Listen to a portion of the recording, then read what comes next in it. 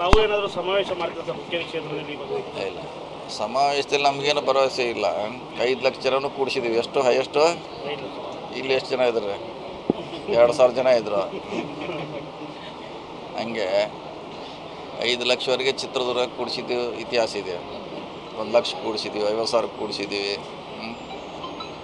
So ಜನ ಕೂಡಿಸೋದು ನಮಗೇನು ಅದೇನು ಹೊಸದಲ್ಲ.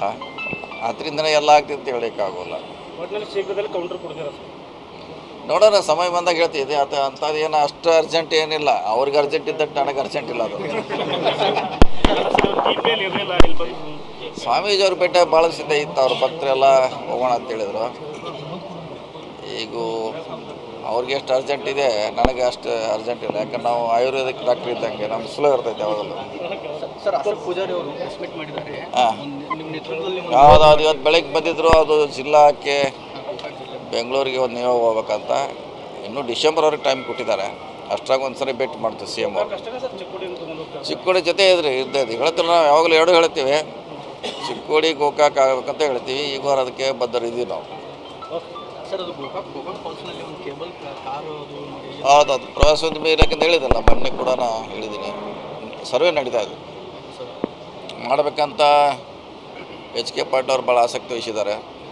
ಸೊ ಆದರೆ ದೇಶದಲ್ಲೇ ಮೊದಲನೇ ಕೇಬಲ್ ಕಾರ್ ಅದು. ಶಕ್ತಿ ಪ್ರದರ್ಶನ ಅಲ್ಲೇನು ವರ್ಕ್ ಇದೆ, ಜಿಲ್ಲಾ ವೈಸು ಎಲ್ಲ ಇಲಾಖೆಯ ಕಾಮಗಾರಿ ಉದ್ಘಾಟನೆ ಇದೆ, ಪೂಜೆ ಮಾಡ್ತಿದ್ದಾರೆ. ಅದೆಲ್ಲ ಜಿಲ್ಲೆಯಲ್ಲಿ ಮಾಡ್ತಿದ್ದಾರಲ್ಲ, ಅಲ್ಲಿ ಅಷ್ಟೇ ಅಲ್ಲ, ಬೇರೆ ಜಿಲ್ಲೆಯಲ್ಲಿ ಹೋಗ್ತಾರೆ. ನಮ್ಮ ಜಿಲ್ಲೆಯಲ್ಲಿ ಮುಂದಿನ ತಿಂಗಳ ಬೆಳಗಾವಿ ಹುಕ್ಕೇರಿಗೆ ಬರ್ತಾರೆ. ಸುಮಾರು ಕೆಲಸ ಕಾರ್ಯಕ್ರಮ, ಅದು ಬೃಹತ್ ಕಾರ್ಯಕ್ರಮ ಮಾಡ್ತೀವಿ. ಸಿಎಂ ಸಿದ್ದರಾಮಯ್ಯ ಅವರು ರಾಜೀನಾಮೆ ಕೊಟ್ಟರೆ ರಾಜ್ಯಕ್ಕೂ ಒಳ್ಳೆಯದು, ಅಂದರೆ ಕಾಂಗ್ರೆಸ್ ಪಕ್ಷಕ್ಕೂ ಒಳ್ಳೆಯದು ಅಂತೇಳಿ ನಿನ್ನೆ ಮಾಜಿ ಸಂಸದ ರಮೇಶ್ ಕತ್ತಿ ಅವರು ಹೇಳಿದ್ರು. ಅವ್ರಿಗೇನು ಸಂಬಂಧ? ಅವ್ರಿಗೇನು ಸಂಬಂಧ? ಲಿಂಕ್ ಅದೇನು ಲಿಂಕ್? ಎಲ್ಲಿ ಯುವ ಪೀಳಿಗೆಗೆ ಅವಕಾಶ ಕೊಡಬೇಕು. ಹುಕ್ಕೇರಿಗೆ ಸಿ ಎಂ ಏನು ಕನೆಕ್ಷನ್ ಹೆಂಗೆ ಕೊಟ್ಟಾಗಿಲ್ಲ? ಎಲ್ಲೋ ಡಿ ಕೆ ಶಿ ಪರ ಏನು ಬ್ಯಾಟ್ ಬೇಯಿಸ್ತಾ ಇದ್ದಾರೆ ಏನಿಲ್ಲ, ಅದು ಕನೆಕ್ಷನ್ ಆಗೋಲ್ಲ. ಅದು